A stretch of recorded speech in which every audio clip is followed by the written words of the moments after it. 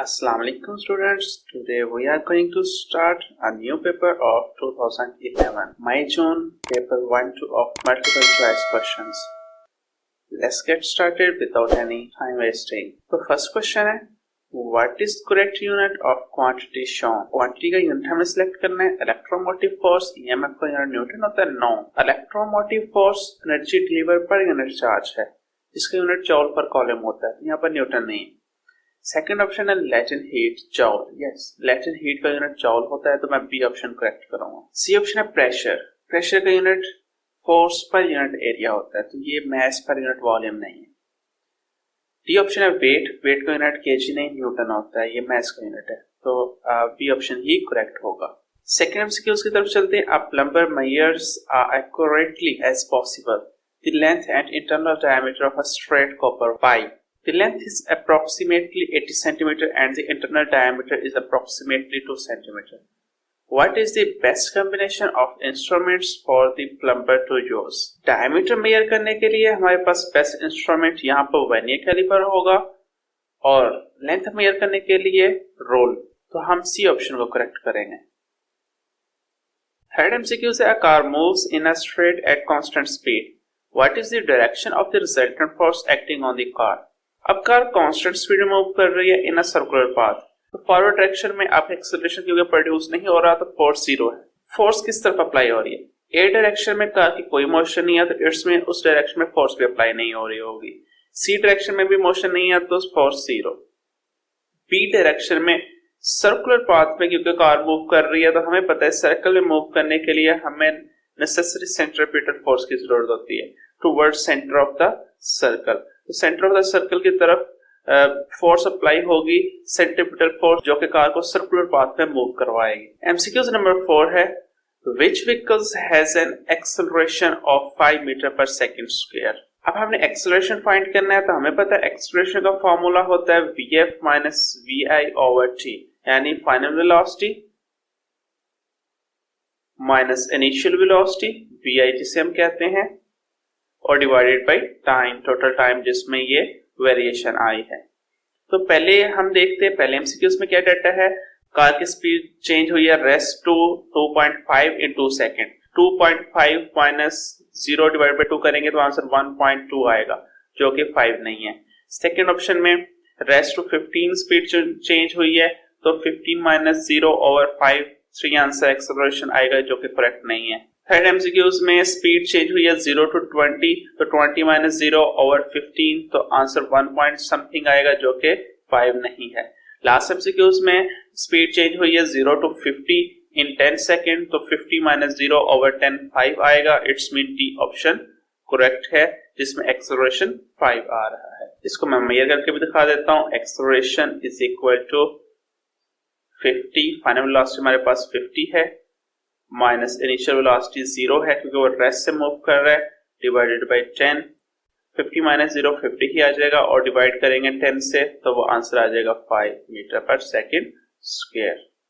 तो D option correct है. MCQ number 5 देखते हैं. A car accelerates from traffic lights for 10 second. 10 seconds के लिए कार एक्सेलरेट करती है. It stage at a steady speed of 20 second and then breaks to a stop in 3 seconds. तो 3 types की motion की है कार ने.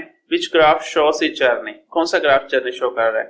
तो फर्स्ट जो ग्राफ है उस पे इंस्टेंटेनियसली स्पीड इंक्रीज हुई है, विद इन 10 सेकंड इंक्रीज नहीं हुई. तो इट्स मीन ये ग्राफ इस मोशन का नहीं है, क्योंकि कार ने एक्सेलरेट किया है फॉर 10 सेकंड. तो सेकंड ग्राफ देखते हैं. इसमें कार ने 10 सेकंड्स के लिए एक्सेलरेट किया है, ओके. देन 20 सेकंड्स के लिए वो स्टेडी स्पीड से मूव किया है, तो 10 to 30 mean 20 seconds, mean 10 to 30 20 seconds बनते हैं. इसमें उसने स्टेडी स्पीड यानी कांस्टेंट स्पीड से मूव किया. देन विद इन 3 सेकंड्स वो स्टॉप हो गई, विद इन 3 सेकंड वो स्टॉप हो गई. तो second graph I think correct है, लेकिन फिर भी हम जो है नेक्स्ट ग्राफ को भी देखेंगे. सी ऑप्शन है, इसमें 10 सेकंड्स के लिए कार एक्सेलरेट करती है, ओके, ये भी ठीक है. एक्सेलरेशन जरूरी नहीं है कांस्टेंट, इसमें एक्सेलरेशन कांस्टेंट है, इस ग्राफ में एक्सेलरेशन कांस्टेंट नहीं है, तो इसके उसने कोई इंफॉर्मेशन नहीं बताई. तो इन दोनों ग्राफ में से कोई एक करेक्ट हो सकता है. लेकिन इसमें अब देखें नेक्स्ट 20 सेकंड के लिए स्टेडी स्पीड से मूव किया, लेकिन इसमें उसने सिर्फ 10 सेकंड्स तक स्टेडी मोशन शो की है. ये 10 सेकंड्स बनते हैं 10 to 20, तो ये ग्राफ इट्स मीन के रॉन्ग है, इस ग्राफ में एक्यूरेट इंफॉर्मेशन नहीं। और जो डी ग्राफ है इसमें देखिएगा उसने 0 to 30 सेकंड तक एक्सेलरेट ही किया यहाँ तक, तो ये भी 10 सेकंड तक यहाँ तक एक्सेलरेशन होना चाहिए था, तो ये ग्राफ ही करेक्ट नहीं है, तो मैं फिर बी ग्राफ को ही करेक्ट करूंगा, बी ऑप्शन। एमसीक्यूज नंबर 6 देखते हैं। A skydiver falls from rest through the air and reaches terminal velocity. What is the acceleration of the skydiver during his fall? अब जब स्काईडाइवर ने मोशन स्टार्ट किया है तो हमें पता है कि फ्रीली फॉलिंग बॉडीज का acceleration 10 metre per second square होता है, तो इनिशियली इसका एक्सेलरेशन होगा 10 मीटर पर सेकंड स्क्वायर। अब स्काईडाइवर जिस तरह डाउनवर्ड मूव कर रहा है और पैराशूट ओपन होता है तो वो टर्मिनल वेलोसिटी के साथ मूव करता है, तो जब टर्मिनल वेलोसिटी के साथ कोई भी ऑब्जेक्ट मूव करता है इट्स मीन उसकी वेलोसिटी कांस्टेंट हो जाती है, टर्मिनल वेलोसिटी कांस्टेंट वेलोसिटी है, और फिर स्काईडाइवर की जो पोटेंशियल एनर्जी है वो काइनेटिक एनर्जी में कन्वर्ट होती है और वो कांस्टेंट स्पीड से डाउनवर्ड मूव करता है, तो तब एक्सेलरेशन 0 हो जाता है। इट्स मीन पहले स्काईडाइवर का एक्सेलरेशन 10 है और बाद में स्काईडाइवर का एक्सेलरेशन 0 हो जाएगा। तो हम एमसीक्यूज को रीड करते हैं। Constant at 0 metre per second, no. Constant at 10 metre per second square, no. 10 metre per second square से भी सिर्फ मूव नहीं करेगा, बाद में 0 हो जाएगा। Starting 0 metre per second square and increase to 10, no. पहले 10 होगा, बाद में उसका एक्सेलरेशन जब पैराशूट ओपन होगा तो 0 हो जाएगा। Starting at 10 metre per second square and decreasing to 0 metre per second square, okay, D option correct है। एमसीक्यूज नंबर 7 देखते हैं। A uniform beam is balanced at its mid point, an object is placed on the beam as shown, okay, which force will rebalance the beam? कौन सी force rebalance करे? तो देखते हैं कि ये जो ऑब्जेक्ट रखा है इस पर वेट जो है डाउनवर्ड है, तो ये यहाँ पर इस बीम बैलेंस में एंटी क्लॉकवाइज डायरेक्शन में टॉर्क प्रोड्यूस कर रहा है। इस डायरेक्शन में टॉर्क की डायरेक्शन ये है। एंटी क्लॉकवाइज टॉर्क को वो फोर्स बैलेंस करेगी जो कि क्लॉकवाइज डायरेक्शन में टॉर्क प्रोड्यूस करेगी। तो हमने देखना है कि इन ऑप्शन में से कौन सी फोर्स क्लॉकवाइज डायरेक्शन में टॉर्क प्रोड्यूस कर रही है। तो फर्स्ट है 30 newton acting upward 60 centimetre to the left of the mid point. Mid point की लेफ्ट साइड पर फोर्स अप्लाई हो रही है अपर डायरेक्शन में, फोर्स F, और ये है 30 न्यूटन की फोर्स अपर डायरेक्शन में अप्लाई की जा रही है यहाँ पर। तो ये फोर्स जो अपर डायरेक्शन में है वो इस फोर्स के अपोजिट डायरेक्शन में है, तो ये क्लॉकवाइज डायरेक्शन में टॉर्क को प्रोड्यूस करेगी, इस डायरेक्शन में टॉर्क प्रोड्यूस करेगी।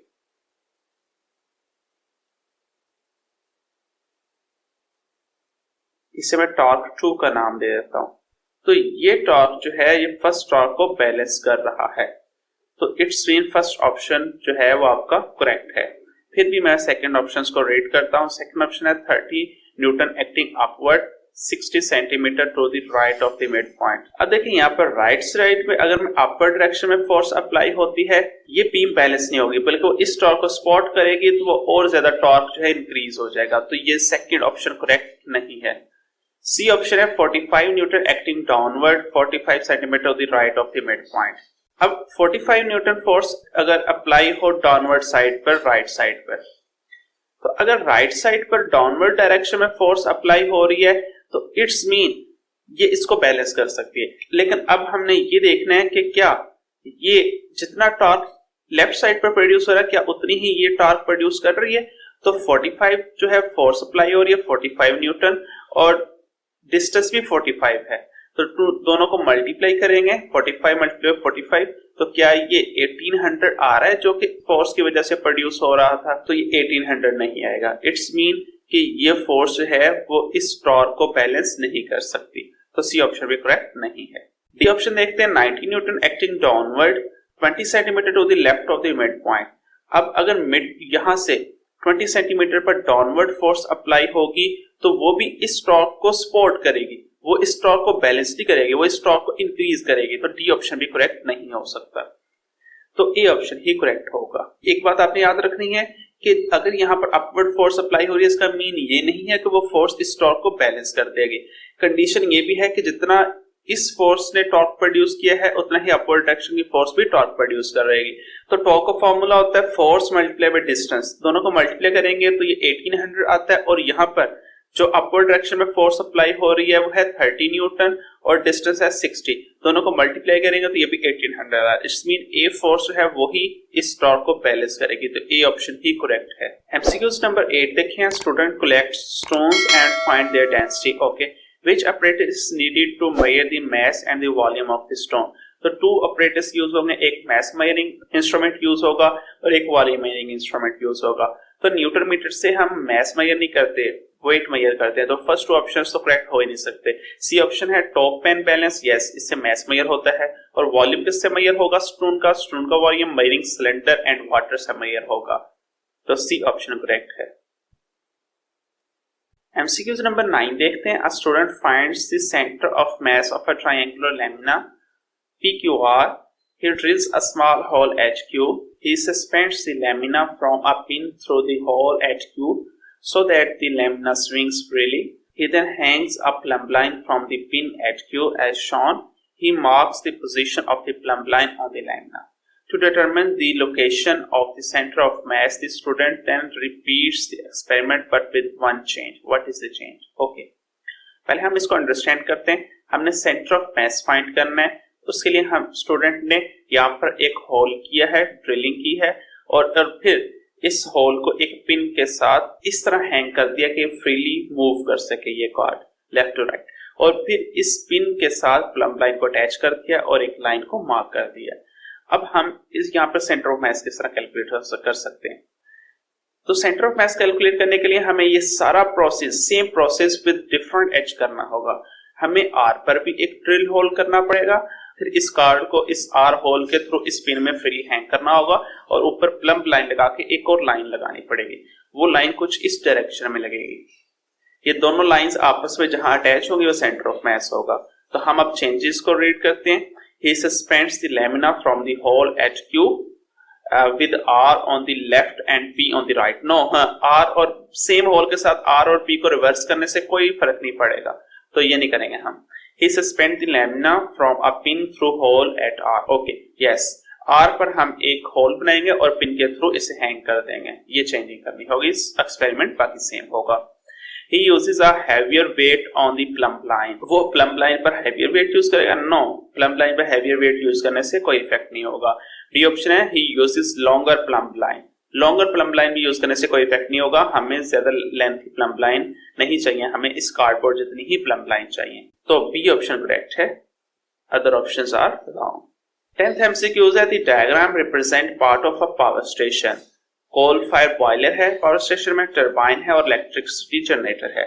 What is the order of the energy changes taking place? क्या चेंजेस आएगी? सबसे पहले कोल में केमिकल एनर्जी है, जब हम उसे हीट करेंगे, जब हम उसे बर्न करेंगे हीट एनर्जी रिलीज होगी और हीट एनर्जी वाटर को बॉयल करके स्टीम बनाएगी जिसमें काइनेटिक एनर्जी होगी और वो काइनेटिक एनर्जी हमें इलेक्ट्रिसिटी जनरेट करके देगी। तो ऑप्शंस को रीड करते हैं। फर्स्ट केमिकल एनर्जी है, यस कोल में केमिकल एनर्जी होती है। फिर हीट जनरेट होगी, यस हीट जनरेट होगी और उससे स्टीम बनेगी जिसमें काइनेटिक एनर्जी होगी और टरबाइन को काइनेटिक एनर्जी मूव करवाएगी, यस। फिर टरबाइन क्या प्रोड्यूस करेगी? Electric energy. तो फर्स्ट ऑप्शन ही करेक्ट है। ओके स्टूडेंट्स, अपना ख्याल रखिएगा। अगर आप हमारी आने वाली वीडियोस को देखना चाहते हैं तो हमारे चैनल को सब्सक्राइब और बेल आइकन को भी प्रेस करें ताकि आपको आने वाली वीडियोस का नोटिफिकेशन मिल सके। ओके बच्चों, खुदा हाफिज।